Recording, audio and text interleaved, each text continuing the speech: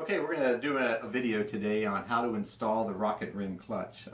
The rocket rim clutch is a new clutch from SMC, and it's a very high quality clutch, and it's actually very similar to the Stinger clutch that maybe a lot of you have been using. But it's a very higher quality, and I think it will get rid of some of the problems where you're seeing clutches wear out on a regular basis. So let's open up the box, and the box comes with the rocket rim clutch, and it'll come apart. And there will be also 3 packages in here. You'll have most of the hardware, and then you'll have 2 packages, and you'll see one says for inboard, and the other one's for outboard. So I highly recommend always installing your clutch inboard, because what that allows you to do is get the clutch closer to the inside of the cart.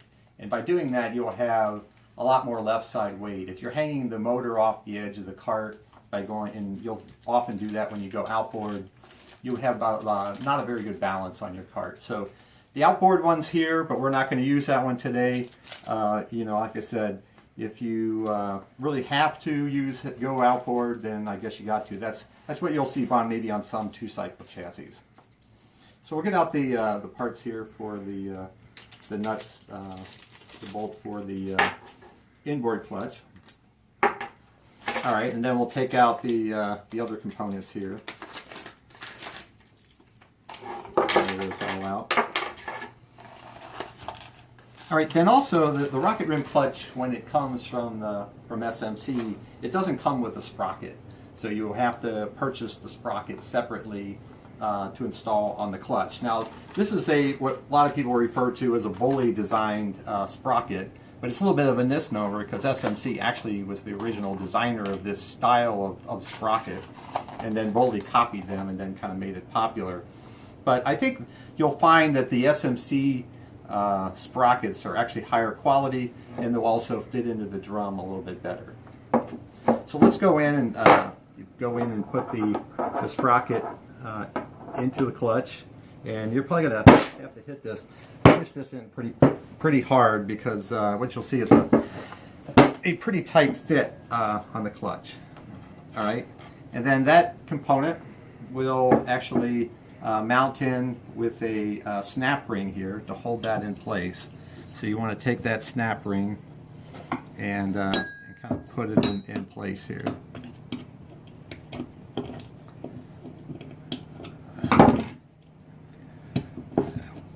There we go. All right, so the snap ring is on there, on tight to hold the sprocket in place. Now the next thing you want to do is you want to install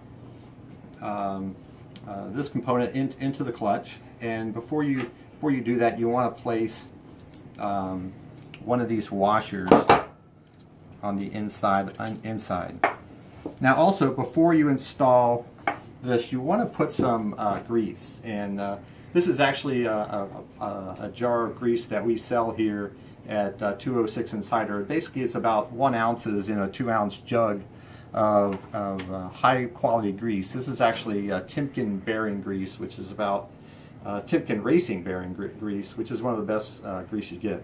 And this will last you a really long time, because you're only going to take a really small amount and then apply it to the inside of the clutch needle bearing inside of here. Get some grease in on the inside, and that just helps protect it from wearing as it's being used. Okay, so now we're going to insert that into the needle bearing, and we got a little bit of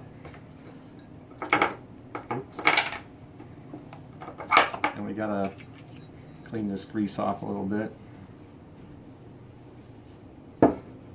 And then what we want to do is we want to install, you want to place another washer on, and then we're going to install this snap ring. So to do this, you'll need a snap ring pliers, and you want to place that around there, and it should just snap into place. Now that's all in there tight, and this will rotate. Okay, now you pretty much got the clutch all assembled, and you can insert the drum. You might have to squeeze it in there a little bit. But what you'll see on this clutch is that it's actually kind of tight here, and it'll rub a little bit, and that is actually normal for this clutch. If you've been using the Flame or the Stinger clutches, you know, they typically really are smooth and roll loose like this, but the SMC clutch is actually going to rub a little bit. When you start your engine, that'll completely go away. Okay, so now we want to install the clutch onto the engine, and so we'll insert it on there, and we'll push it in, and then you want to try to get this. You're going to need to put this in here, and you'll have to line this up, and maybe we'll pull that out just a little bit.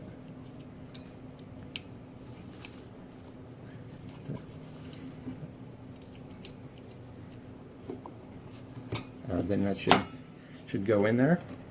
Okay, and then you'll see that actually fits pretty well. And then you have this washer, and you can see that this washer will fit right into that hole there. And then you insert your bolt. And then you will need a half inch driver, and you want to give it. Now it says that you want to typically torque this down to a certain specification, but what I found is using an impact gun, we'll put it just about the right we'll torque it just about the right poundage, and then when you want to take it off, obviously to be fairly easy just to pop it back off again. So that's essentially you know what you want to do here, and we'll just snap it back on there again. Oops, wrong way.